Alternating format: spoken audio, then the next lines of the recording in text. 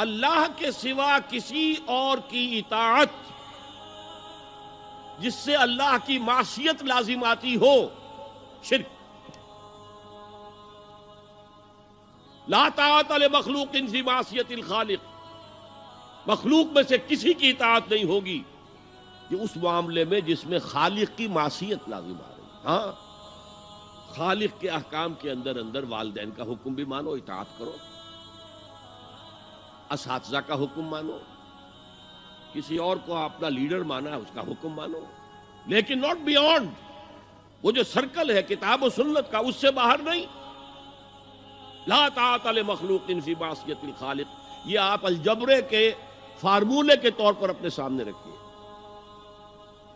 اب اسے اپلائی کیجئے، جیسے فارمولوں کے ذریعے سے پھر بڑے بڑے وہ سم جو ہے وہ حل کیے جاتے تھے سوالات۔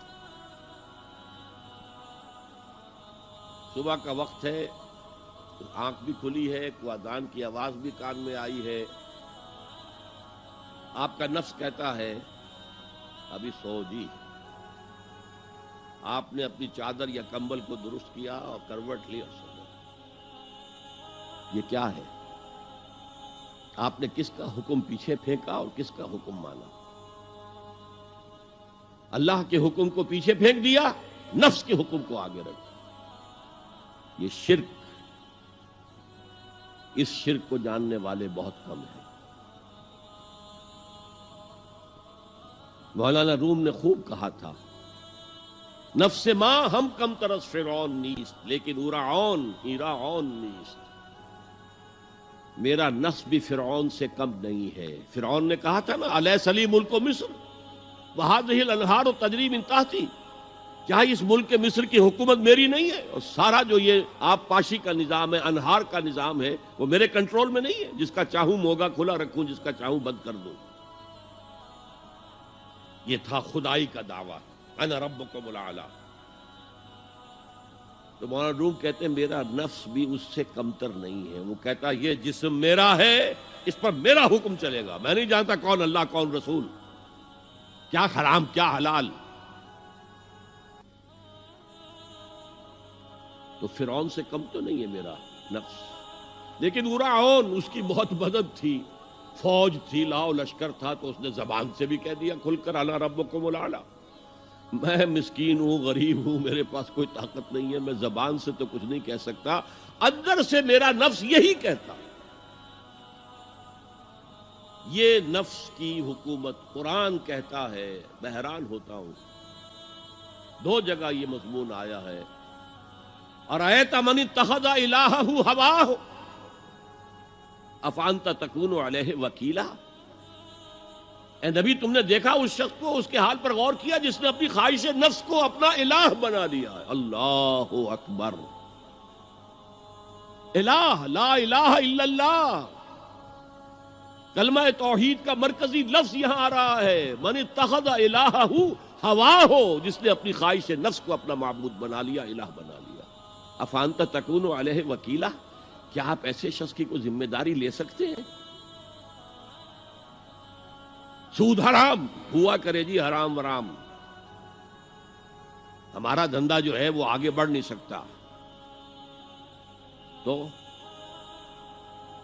اللہ کے حکم کو پیچھے ڈالا، نفس کے تقاضے کو آگے رکھا۔ کون معبود ہے آپ کا؟ نام عبداللہ رکھیے، نام عبد الرحمن رکھیے، ہے عبد النفس، نفس کے بندے، نفس کے غلام۔ یہ میں نے یوں سمجھیے کہ جیسے میں نے ہجرت اور جہاد کی ڈیفینیشنز کی تھی۔ ہجرت کا بیس کیا ہے؟ پوچھا گیا ایو الہجرت افضل یا رسول اللہ، اے اللہ کے رسول بتائیے سب سے اعلیٰ ہجرت کون سی ہے، افضل؟ فرمایا ان تہجر ما کرہ ربک، ہر اس چیز کو چھوڑ دو جو تمہارے رب کو پسند نہیں۔ آج رات ہی سے آپ ہجرت شروع کر سکتے ہیں۔ جائزہ لیجئے کیا کیا چیزیں میری زندگی میں خلاف شریعت ہے، تو اللہ کو ناپسند ہے، فیصلہ کیجئے کہ آج کے بعد نہیں ہوگی، ہجرت شروع ہو گئی، افضل الہجرہ، سب سے افضل ہجرت شروع ہو گئی۔ لیکن ٹاپ پر لے جائیے تو یہ ہجرت جب اللہ کے دین کو قائم کرنے کی جدوجہد اس مرحلے پر آ جائے کہ اب باطل کے ساتھ ٹکراؤ ہے اور اب چاہیے کہ ساری قوت ایک مرکز پر جمع ہو جائے، ہجرت فرض کر دی گئی، وہ ہجرت گھر بار چھوڑ کر، اہل و عیال کو چھوڑ کر، اور مکے کے بھیڑیوں کے رحم و کرم پر چھوڑ کر اپنے گھر والوں کو جو لوگ ہجرت کر کے آئے، حکم تھا۔ ہجرت مدینہ فرض تھی، ہجرت حبشہ فرض نہیں تھی، صرف اجازت تھی کہ جن سے سختیاں نہیں جھیلی جا رہی مزید وہ چلے جائیں۔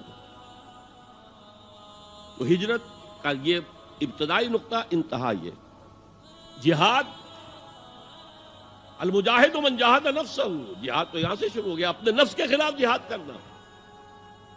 صبح نفس نے کہا ابھی سو جاؤ، آپ نے نفس کی بات کو رد کیا، اپنا کمبل اٹھا کے پھینکا، اٹھے، وضو کیا، نماز کے لیے آپ مسجد چل دیے، آپ نے جہاد کیا نفس کے خلاف۔ یہ افضل الجہاد ہے، اور سب سے چوٹی اوپر یہ ہے کہ جب وہ حق و باطل کی جنگ ہو تو جان ہتھیلی پر رکھ کر میدان میں حاضر ہو جاؤ۔